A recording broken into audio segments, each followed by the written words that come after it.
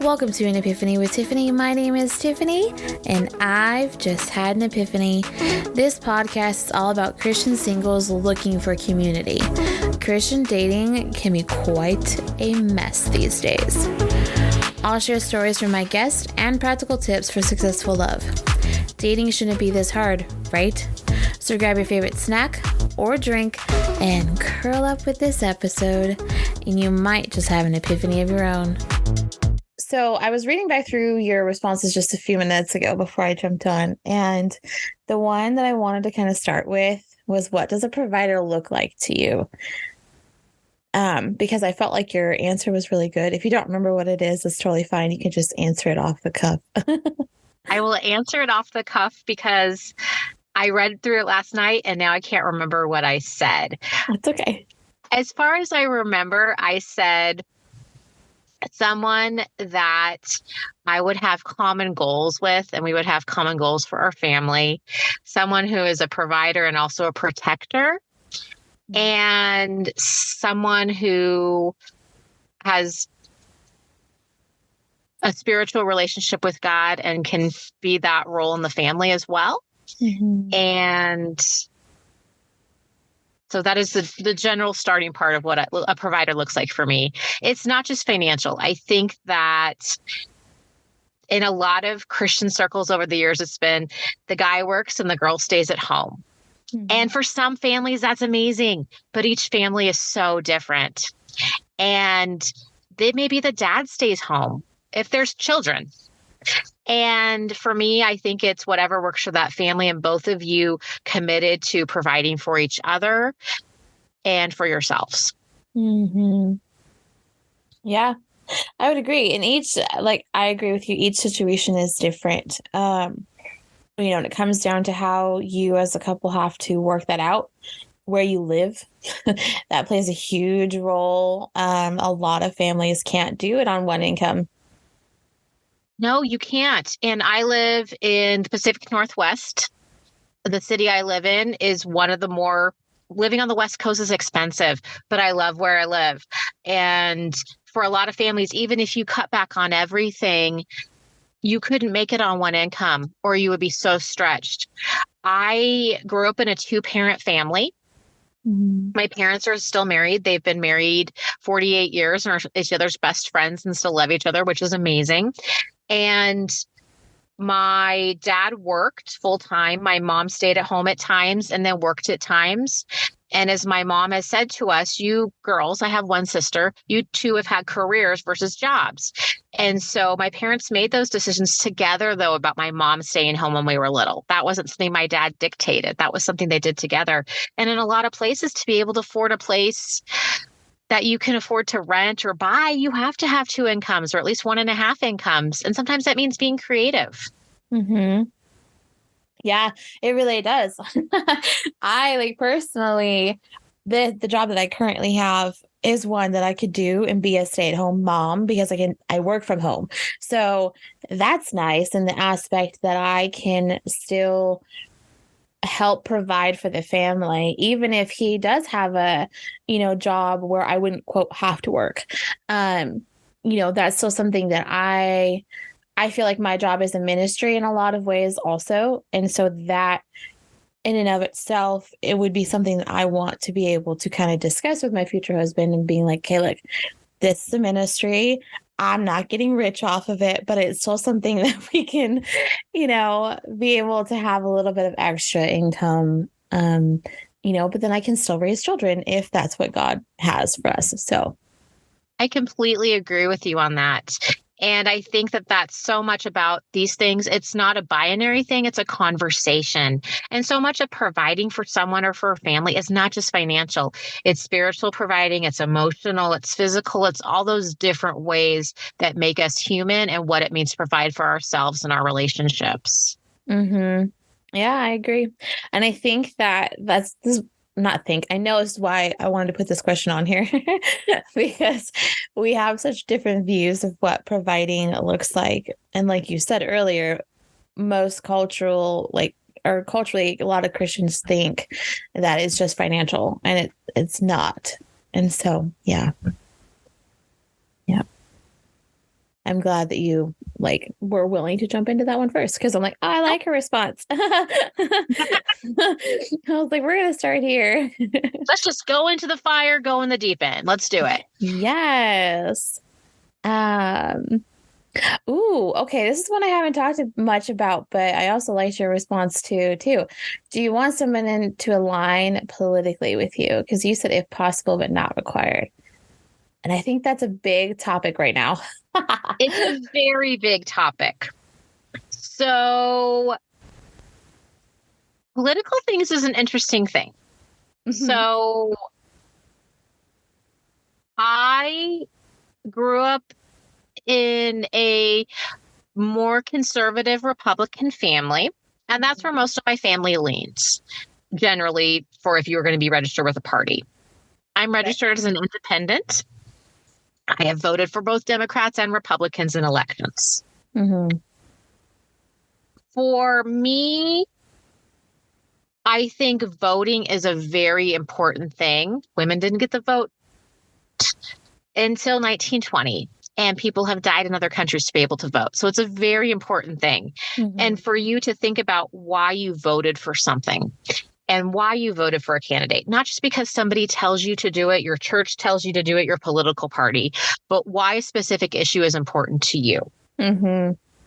So there have been things where I have been on an online dating profile and it has said, if you have voted for a certain candidate, please don't message me. I have seen that on guys' profiles. I've seen ones where if you have gotten the COVID vaccine or have gotten the COVID vaccine, either way, don't message me. Or if you are a certain political party, please do not message me. If you're conservative or liberal, those very specific terms. Mm-hmm. So for me, around political things, does the person that I may be in a relationship or marry, do they open to talking about politics, the why behind something? Why is this the belief or this person that you're voting for? Have you thought about this? It may not be that we vote for the same candidate, and that's okay. But are we have fundamental things about how people in society are treated, human rights, and how money is spent, things like that, and different in our local government and then bigger government. And there's always changing things in politics. So there are things that if someone's not willing to have a conversation on, or even just willing to talk about, then that's a problem for me. But there are certain things I've changed my views on over years, and there may be things I changed my views on again. But someone that I have friends that we believe different politically, but we are the dearest of friends. Mm-hmm. And that doesn't determine who they are. But I also don't want to lump somebody in with a category that I've had people tell me before that because of certain ways I voted, I may not be a Christian. And I really take offense to that because that's really hurtful because you don't know my heart and what I've thought and considered and what the Holy Spirit about what I believe and maybe how I vote. Mm-hmm. Yep.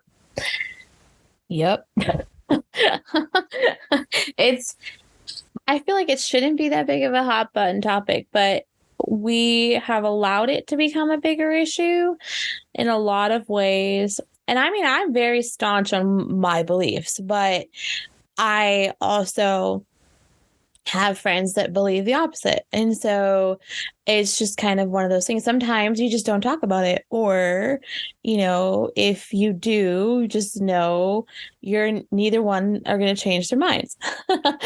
You can still love somebody and be in community with somebody, even if they have different viewpoints politically with you. So 100%. And like you said, I agree that it's become such a hot button thing in our society, and that if we hear somebody votes a certain way or has a belief, then we've already said our opinion and our stereotype about them versus to getting to know them as a person.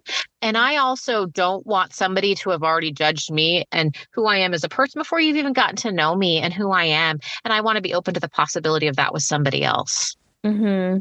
Yeah, agreed. I wholeheartedly agree. We shut things down a lot based on, either it's a non-negotiable or political party or even like height, like insert thing here that we're like, oh, I can't be with that person because, and I'm like, can we stop putting like such restraining things on everybody? Even if we're not interested in them, like romantically, I know some people who are like, oh, I don't even want to be friends with this person because of whatever. And I'm all, doesn't sound No, very Christ-like. some of the best relationships I have are with people that there are certain things we agree on, other things we don't, but we can have a conversation. And I understand where they're coming from because we've been able to share our hearts. And also, too, to even have just a friendship with someone that you wouldn't consider because of their beliefs, or to be able to know them as a person made in the image of God, I think that's really limiting to God and to potential community. Yeah. I would agree. I think we all like have had to have a lot of growth over the last few years in that aspect. And like the, because I'm still growing in a lot of that too, I'll admit it. But it's just kind of like, why? I don't, if it's not a salvation issue, why are we making it an issue? Oh, sister, amen. I totally agree with you on that. And there are things where God has said, oh, wow, you have a bias here or a log in your eye around this. And, I may meet someone and I'm like, oh, I can't be friends with them. And I'm like, whoa, you need to take a step back. You don't know this person. And those biases get in our minds right away. And I've been working on that too. So it is a continual growth thing. Yeah, I like to put the blame where the blame really lies. And it's, it's spiritual warfare and like the aspect of let's cause division and, have all these issues to like cause a deeper divide within the body. Because, of course, like when we're together, we're stronger together, right? But when we're divided, a house divided is going to fall. And Yes. so, the focusing on those things that really don't matter in the long run is like just crazy. It shouldn't be where we place our time, our effort. It needs to be like, okay, but can I still love this person as Christ would call me to love them? And if I can, then okay, then the other stuff shouldn't matter. 100%. I agree. It's a little rant. But You're just speaking from your heart, which I love. yeah. I mean, and again, it's growth for me. Like yeah. Well, It's so much of life is learning and unlearning and relearning and deconstructing and all of the words. So yeah, it's like how do I really feel about this versus like like you already said, like how somebody else has told us like to feel about it, whether church or political party or whatever. Like, how do I actually want to handle this situation? And is it really an issue for me? If it is, okay, that's fine too. It's just, how am I going to go about that within my community and within the body of Christ? So, yes. Yeah. Anyway, that was a little tangent, gentlemen. I hope you take something from that. Because I think too, I've seen that a lot on dating profiles and just stuff like that with being so strict. And again, I have viewpoints on some of those things, but it's also like it doesn't need to come out in the way of like completely dismissing somebody or making them feel less than or whatever, just because they don't line up on those areas. Yes. And because when you're dating out there, most people, if you were to meet someone at a coffee shop, you're not going to know who they voted for in the presidential election or who they voted for governor or senator or a certain ballot office issue. Right. Or not box office, a ballot issue. And so I think that I want to be open to having the pool of people that I am looking at of guys bigger to rule somebody in before I rule them out. Ooh, that's good. That's taken a lot. That's taken a lot of working with a dating coach last year and just really praying about that and having bigger eyes for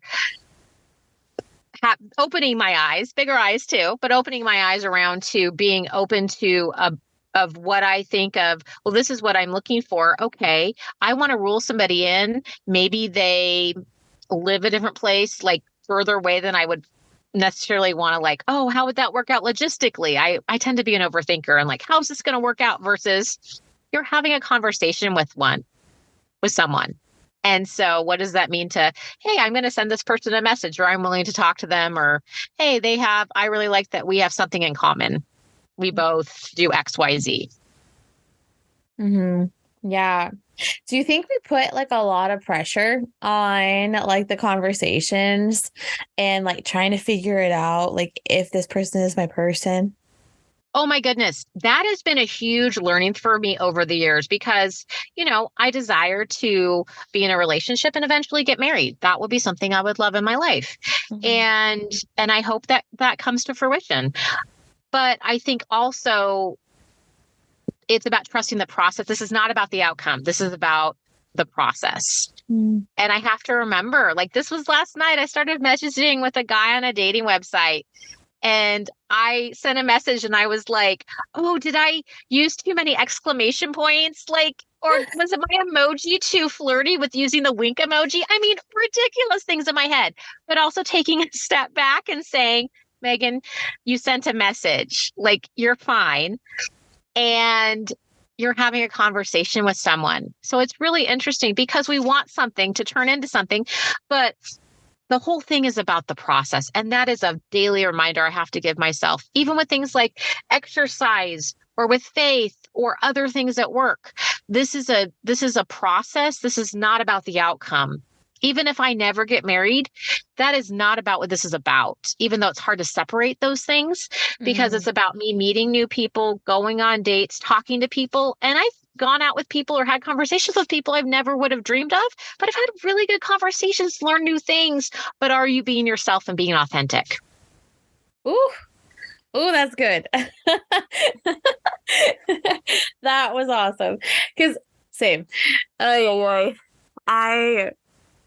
so we just got back from the Midwest meetup from the 824 group. And it looked so fun. I loved the pictures. Oh my gosh. Best weekend I have ever had. And that's not exaggerating. It was so great to just be a part of community. It didn't matter where we were politically. It didn't matter whether we were a divorced single or had never been married. Didn't matter if we were a single parent or not. Like all these things didn't matter. We were just there, loving on each other, being a part of the body of Christ and having community. And it was so great to not be focused on any of that stuff. Yes, there were guys there that I was like, okay, sir, hi, you were very good looking. I love it. I love when you can find a good guy to be like, oh, he's really handsome. I love that. Yeah. But I also was not over here in my head like, okay, you might be my person. There was some guys that I was like, okay, I'm kind of interested in you before meeting them, right? But I was still trying to keep myself from jumping down that rabbit trail of like, hey, he might be your person and this might be a really cool story someday you tell your kids. You know what I mean? But it was still just so nice to be among community, and why we were there didn't matter. What mattered was we were single, we all are Christians, and we just wanted to be a part of community for a weekend. And it was great. So awesome. Nothing else mattered. But yeah, I love that so much. That just makes my heart happy. And that's so much of what our experiences in life should be, whether it's you're doing whatever activity, but that you're meeting like-minded people either through the activity or you share a common faith belief and just having fun and getting to know each other. And like you said, being in community. And that is such a lovely, beautiful thing. Yeah. And to just feel like I was being my true self the whole time, and it didn't matter. I didn't have to put on a mask. I didn't have to feel like I had to perform or whatever. And for everybody to just be super accepting of me, I was just like, I'm going to go home and cry for like days. I love that when you can be your authentic, real self. And it's amazing how during that time when you do that, you get out of your head and then you finish and you're like, wow, that's more than I've laughed in a while. Or I had a conversation and we talked about things and I felt heard and seen and fully known. And that is a beautiful thing. It really is. And I feel like we need it more. We need it more often as singles to be able to have community like that. I don't know about where you currently are at, but I have a group here that I can be that way with, but it's still only single women. And I feel like it's super important to also have single guys in your life. And I only have one single guy friend that lives in the state. But yeah, anyway, so that was really cool too, to just be in community with both genders and just being able to experience it all together. Oh, so wonderful. Yeah. Yeah. I'm like, can we go back? Can we do this again? Can we get a redo? Like, Yeah. I'm free these weekends. Yeah. I will Literally. teleport. It'll be great. Literally. I'm over here like, so who's free when? Here's my calendar. Yeah. We should just have like a big group calendar. Yeah. Be like, here, this is where people are going to be at this point in time. But anyway, overall, it just was a great time. And I still feel like I'm processing so much from the weekend. But yeah, I think we all need to remember that community is the utmost of importance as far as like being among singles. And so people are lonely and disconnected, and COVID did not help that at all. And so I think people are such longing for community, whatever that is, such a need and a want, even with people who are married too. So I think that, but especially as singles, that's so important. Yeah. I mean, you bring up a good point too about the marrieds. Like I've noticed that with a lot of my married friends, they're, still kind of struggling to figure out what community looks like now post COVID and all that. But, I think it's, what's the word I want to use? It's essential for all of us to kind of be aware of that and be willing to step outside the comfort zone too, and put ourselves out there and try and seek out that bigger community without putting any pressure on it. That's been something I've been focusing right now, actually, in my life. What a great segue. You just didn't even know it. Yay. So, I've been for myself, I'm on a dating app right now. And there's been guys that I've dated on there and gone on dates with. And it's kind of feast or famine at times. And that is what it is. But I've also been doing what are activities that I like to do that I want to be a part of. So for a hobby kind of thing. So this week there was a meetup group. I went to bingo. There was like 5 guys there that showed up. A couple were married, a couple weren't. It was so fun. And bingo is a blast. It's low cost, so fun. And then I am running again. I'm doing a 5K tomorrow after a 3-year hiatus, whatever, from running. So I've reconnected with an old friend in that group and met some new people. And then I just started playing pickleball, which is a blast. Oh. And I'm actually going to a pickleball class later today. So those are things that I'm doing, hiking, whatever those are. And then on the other side, there is, in the area I live in, there's a local like Christian singles group. And so they've done a couple potlucks and I just happened to upon that in August. Somebody I knew from something in the 824 group said, hey, we're going to have a meetup in town. Do you want to come? And that kind of started this bigger thing. I didn't know what 824 was before August. Oh, okay.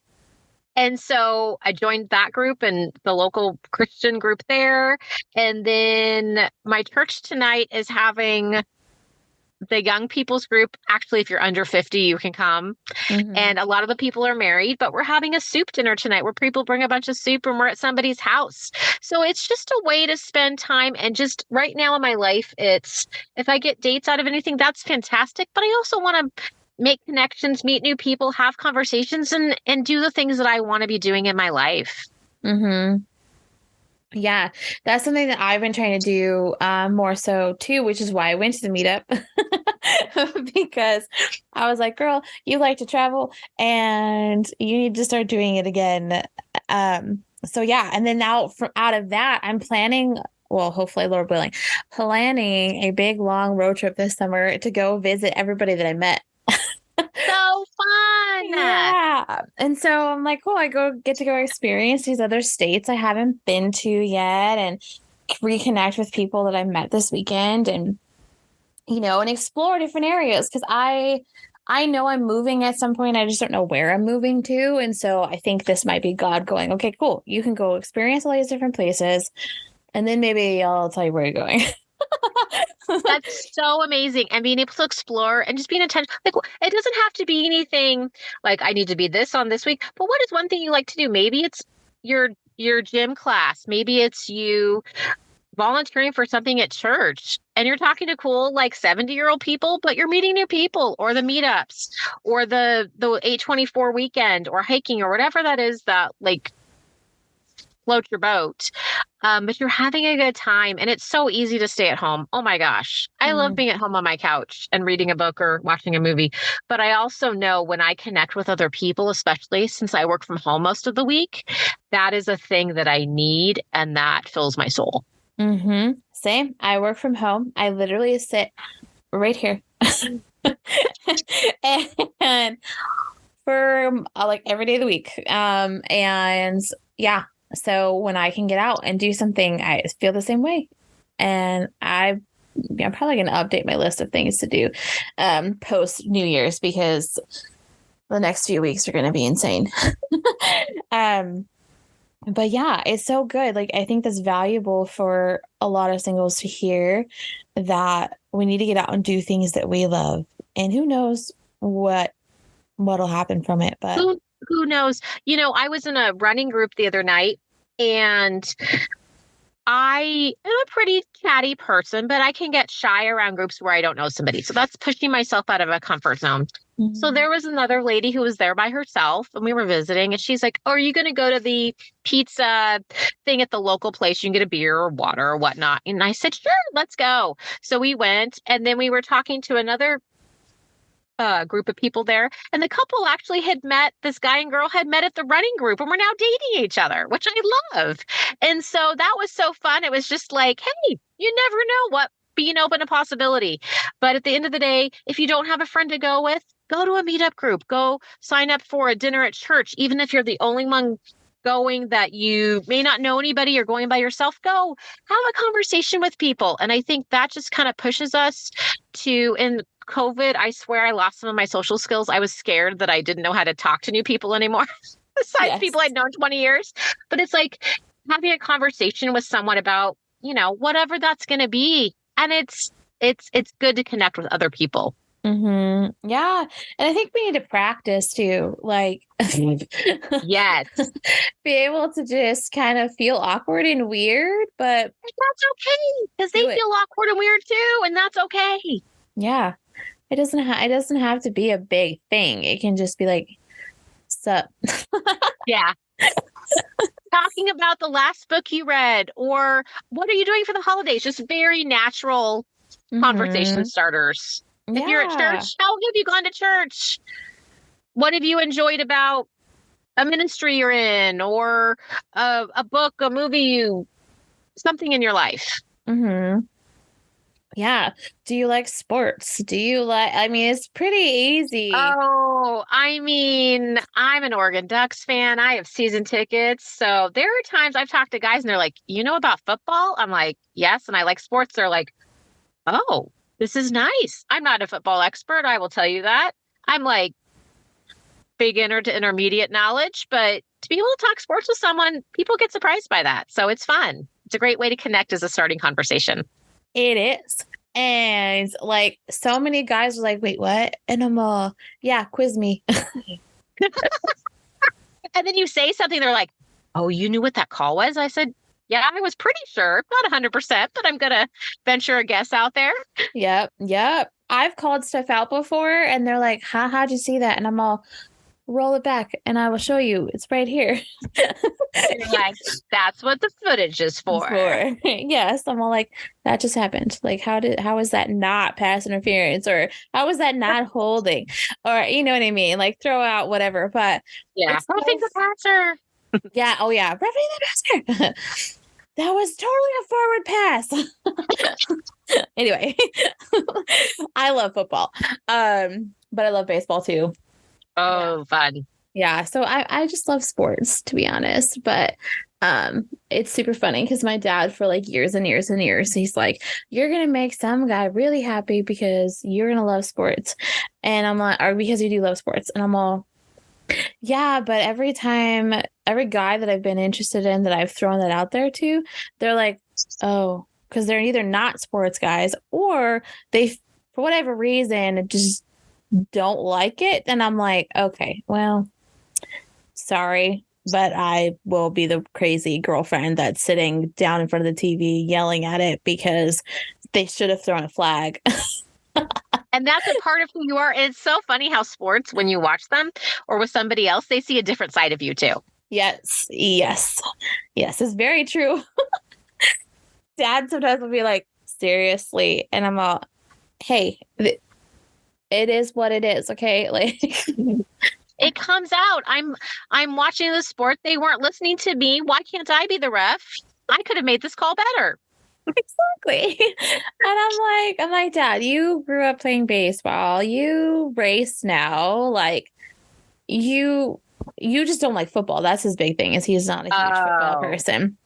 And so I'm all like, yeah, well, I got that from my mom and my grandpa. That's what we used to do, was watch a lot of football. Oh, And fun. yeah, it's great. But so my dad just doesn't like, he's like, okay, I don't, whatever. And I'm like, well, come watch the game with us. You're going to spend quality time and watch us go crazy and it'll be fine. I'm like, we sit and watch hunting videos with you. Hey, wherever you're doing all these things, though, there will be good snacks. 100%. Exactly. I'm all like, we'll pop some popcorn, grab some hot cocoa or whatever, a beer maybe, and just chill out and watch and have quality time. And yeah, it's not the big a deal. But I am that crazy person though. My future husband's gonna have to be prepared. It makes the ride more interesting. And I'll be like, okay, honey, we have to sit down and watch football now. Oh man. Good times though. It's funny. Even if he's not a huge sports fan, like I'm sure he'll appreciate that I am. So Yes. that'll be fine. Anyway, I feel like I could keep ranting about sports for a while, but I won't. Okay. Okay. So what's your biggest struggle with dating currently? I think my biggest struggle right now is just, meeting people and just not feeling discouraged. There was a couple weeks ago, I was supposed to go on a date with a guy who lived 2 hours away. We had a good conversation and been texting during the week. And the day before our date, he said, I think the distance is just too much. I just don't think I can go on the date. And I said, okay. And I was appreciating his honesty, but I was like, you live 2 hours away and we haven't even met each other. So I think it's just feeling kind of in a slump, so to speak. Like, I'm open to dating. There's what I can control and what God is in control of.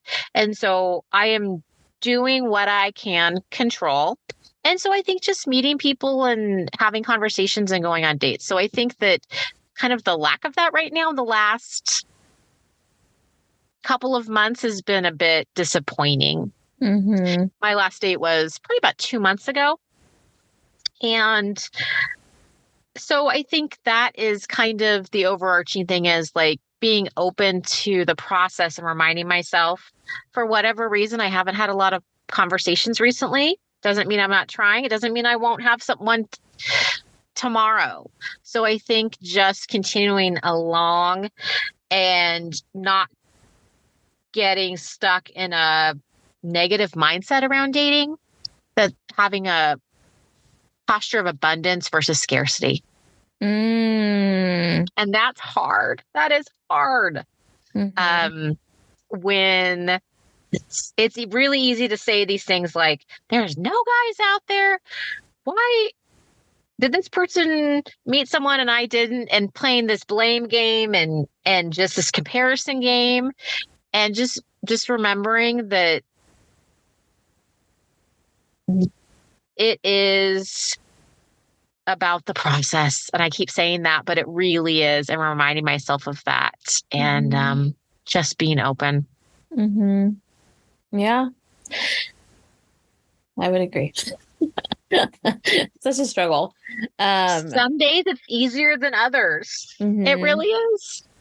Yeah, I have to agree with that. I was in that mindset like the last few weeks, like all guys are the same. Nobody's gonna like me. Like, the whole thing. And I'm like, Tiffany, this is not helpful. Yeah. I say my name. I talk to myself in the third person and say, Megan, that's not true. It may feel true, but it's not. And maybe it's time to step away from the dating app to messaging people. Or when you think you look at their photo and they're like, oh my gosh, did you use your mugshot photo? Did you, please, for the love of God, do not have all of your pictures with you in sunglasses? Oh my goodness. Or a bathroom selfie. I want to see your eyes, So, and then I go through and I'm like, oh, and then the next day I'll go and I'm like, oh, that guy's really cute. I should message him. I like his dog, or, oh, he has a similar career to me or whatnot. So then it kind of goes through phases. I do the same thing. I deleted the apps, I think in September. And I have gotten to that point of like thinking, oh, you should download them. And I'm like, no. You said you were not going to download them again. And like, if you ever do, until 2024, like you're not going to do them the rest of 2023. You're giving yourself a break, and all that stuff. But it's so hard. Like I was doing that a lot. I would log in and be like, ugh. Or log in and be like, I'm so drained having the same conversations with like multiple guys at the same time. And it's like, can we just move along from this? It's so exhausting. How many times have I talked about my favorite movie? And I think that I really appreciate what you just said, Tiffany, around setting a boundary and taking a break when you need to. I have done that when I've just been in a state of mind around it. And I think also apps are not the be all end all. And I think sometimes in some of the groups online, I've seen people are like, I would never use a dating app, or I could never meet someone on there. And you have to do what's right for you.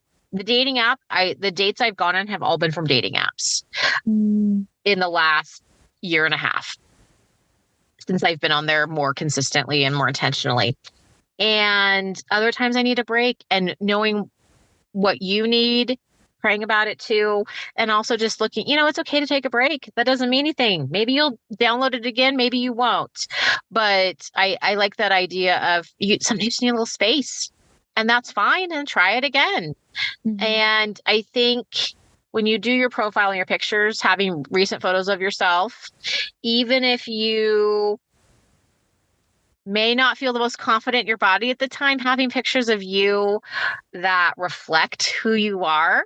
All my photos are within the last year and a half, maybe, because some were, I have a lot of photos of just me hiking by myself or with a friend. And I'm like, we need something else besides my hair and a ponytail.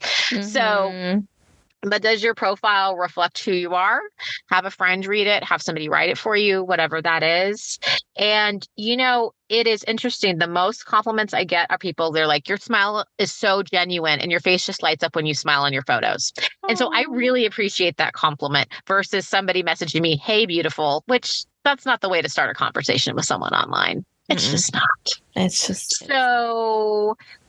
Yeah. And sometimes, honestly, I will go on and someone sent me a like, and that's a real immediate in the moment, like, oh, somebody likes me, versus you got a like on a profile, Megan. That's no different than getting a like on Instagram. So having that immediate gratification sometimes can feel really good, and kind of separating yourself from that. And that's hard sometimes, especially when you're having a hard day and you want somebody to acknowledge you.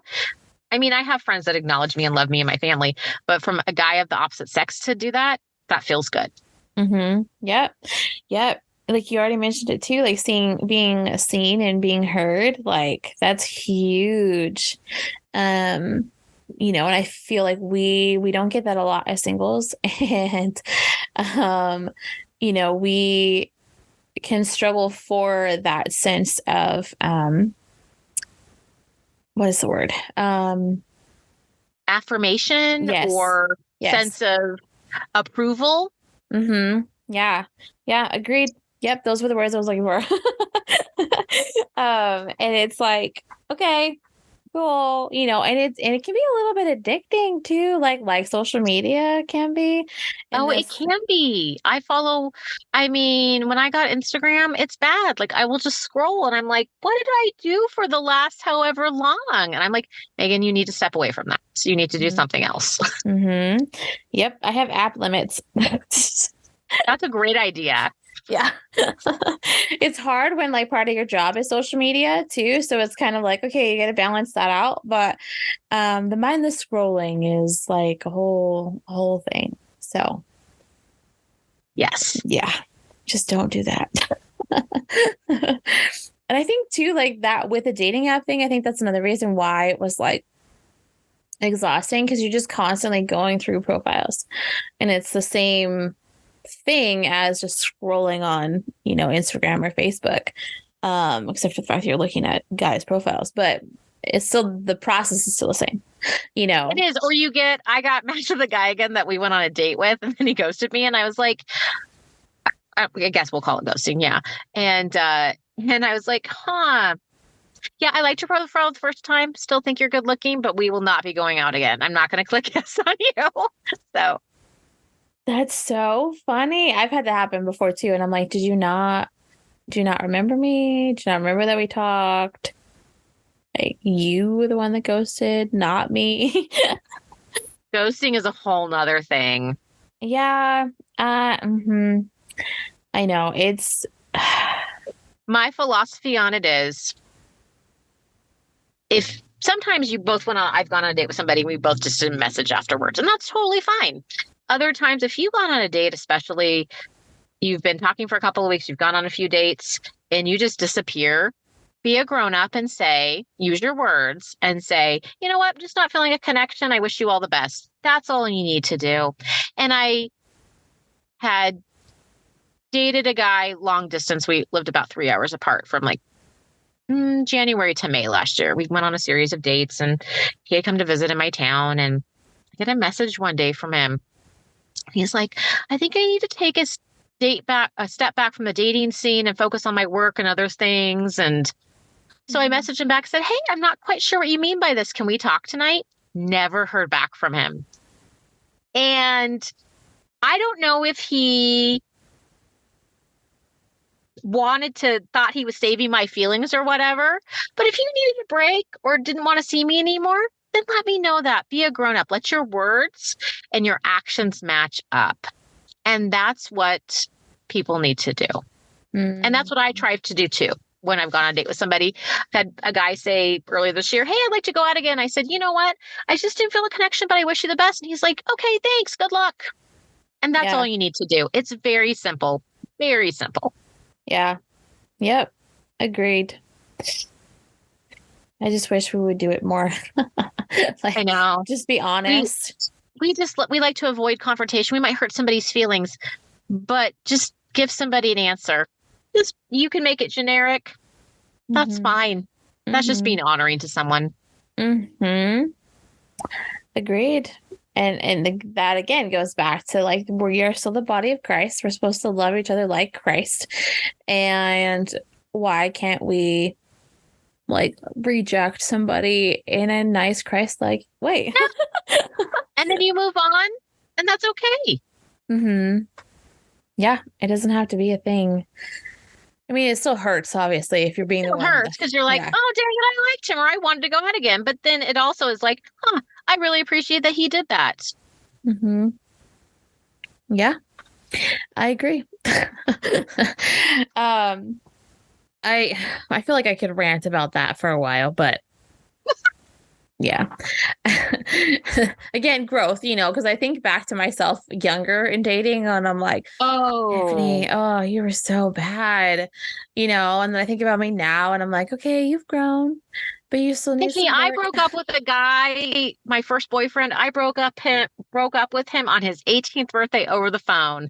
That is not a no. I felt kind of smothered by him, and I was like, we just need to not go out anymore. And I think back and I was like, oh, that was not okay. That was just mean and cold-hearted. But, I've grown from there. But Mhm. that is not okay to do. Yeah. Mm-mm. Don't break up with someone on their birthday. Just don't do it. And don't Especially do over the it. phone. Yeah, don't do it by text either. Like that's just No. not. It's not No. okay. Not okay. It's at least like especially if you're long distance. Okay, like at least make it a phone call. But if Yeah. you if you're or if you can do it in person, it's probably best Yeah. option. I agree. Yeah, it's just because then they also get to see you like your body language too. And unless you're being a complete jerk, generally speaking, it's better to have those kinds of conversations in person. So, Yes, I yes. agree. Yeah. There's another tip for you guys. Break up in person.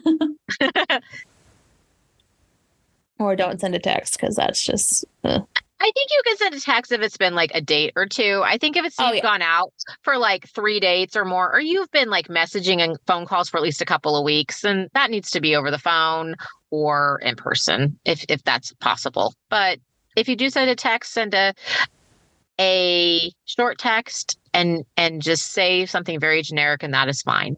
Mm-hmm. Yeah.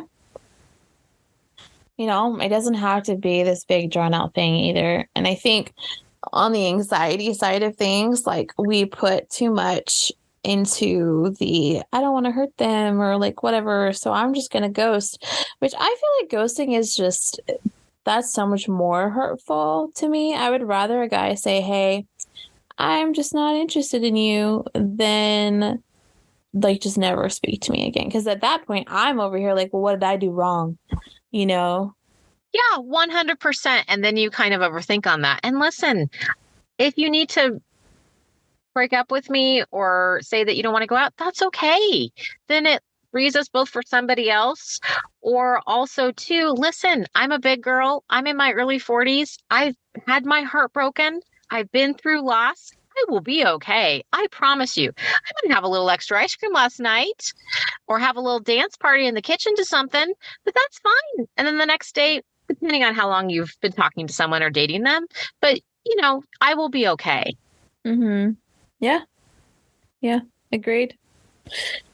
I feel like we need to get better at allowing guys to hear that, and being open and vulnerable on our side of things and just being like, look, if you're not into me, just tell me you're not into me. Yeah. And giving them that permission. Mm-hmm. Yeah. The permission aspect is huge. Because I feel like society tells us that it tells guys, I mean, that, oh, you can't, she's fragile, you're gonna break her and like all that stuff. No, no, you're really not. No, I'm not a China cup. I will be. I'm not a China teacup. I promise you, I'm not. Mm-hmm. Yeah, I can take it. It still sucks. It's gonna hurt. I might cry, but yeah, I can cry sometimes, and that's when I call my best friend or my mom or whoever in my life to talk about that. Mm-hmm.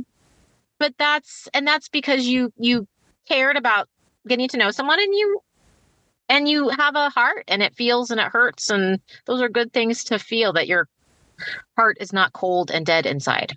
Mm-hmm. Yes, that is true. At least you're not like turned off and you have no humanity. Apathetic. Yes. So apathetic. Oh, wait. That's a whole nother nother thing. We won't go there. That's good. That's a good boundary there, Tiffany. Yeah. We'll just curb that conversation because I feel like that'll take another hour. Like I could rant about apathy for way too long. But on that note, do you have anything else like that you just kind of want to throw out there for people that are dating or for guys to hear as we kind of wrap this up? I want to tell people that your life may look different than what you thought it was going to, but there is a life that is different than you thought and planned it would be, that is so much more full and full of blessings and gifts that you just never knew that were going to happen in your life. And I remember being 25 and, oh, am I ever going to get married? Now I'm 43 and I'm still wondering, will I get married? But you're able to live a full life even if you were not married. But keep an open heart, do the healing work. I'm a big believer in therapy if that's something that you need to do.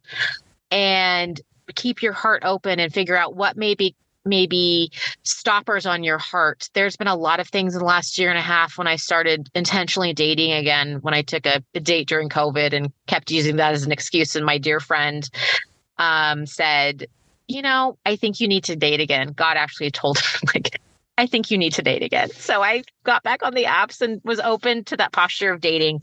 And that can feel super scary.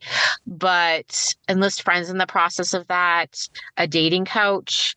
There are lots of online resources too, podcasts, books, all kinds of things to figure out what are your non-negotiables, what are your values, what are you looking for, but also keeping that list open. There are things that are really important. Like I share a common faith with someone, and that family is important to them, things like that, whatever those things are for you. But the list is a lot more expansive than it used to be for me. And that it is a process, not about the outcome, and being open and just continuing to see, are there places where you have had negative truths that you tell yourself that you're not lovable enough, that no one's going to like you, there's no guys out there, continuing to not look at worst case scenario on things and just keeping an open heart and mind. It is hard, but keep knowing that you are worth love, that you are enough, and that you are made for relationship and community, whatever that looks like. Mm-hmm. Mm-hmm. I'm just going to say mic drop. That was perfect. I'll do one more thing. Yeah. That for those out there that long to be a mom, and maybe you're past the age of when you think you can conceive. Mm-hmm. I tried 3 times to get pregnant on my own with a donor embryo. Not everybody knows that about that in my life, but it's not something I'm ashamed of. And I tried 3 times. It didn't end up working out. Mm-hmm. And I've chosen not to do adoption, and that has been the right decision for me. So what does that look like in my life to be a mom? Well, my best friend has 2 kids that I really care about, and I get to be in their lives.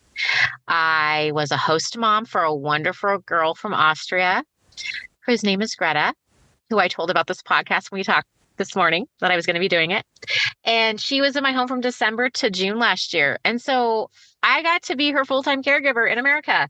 And I have a relationship with her and her family now. And that has changed my life. Like Mother's Day, she gave me a card that said best host mom ever. And I cried. Aww. So your role as being a mom and a caretaker, that hurts. It does. And it still hurts that I did not get to be a mom in a way that I wanted to be. And why that door didn't open for me that way, I don't know. But God is so much bigger than that. And I get to teach Sunday school at church at times. I have other kids in my life with my job. Doesn't mean I won't be a stepmom or a grandma someday or an aunt or however that is. But know that there's so much love that you can be a part of and be in a mothering role in a different way than you may have seen. Mm-hmm. And even as a father too. Mm-hmm. So that's another thing I wanted to add for those who are going through that and who are mourning and grieving the loss of not being pregnant or infertility and other things. Mm-hmm. Mm-hmm. That was beautifully said. I love it. I'm not going to add anything to it. Thank you for that. That I know personally that's going to touch a few women that are going to be listening to this. So yeah, that was beautifully said. Thank you. Hey, thanks for listening. I hope you've enjoyed the stories and the perspectives that were shared in this episode. Please share it with a friend whose dating life might need some help. Wink, wink. If you want to connect with me on social media, you can find me on Instagram, TikTok, and Twitter at An Epiph with Tiff. I really hope to see you there. There are multiple ways that you can support my show. You can pray for me, rate, review, and share any episode that you love. Or you can even financially contribute by going to patreon.com/An Epiphany with Tiffany. Until next time, I'm Tiffany, and I hope you just had an epiphany.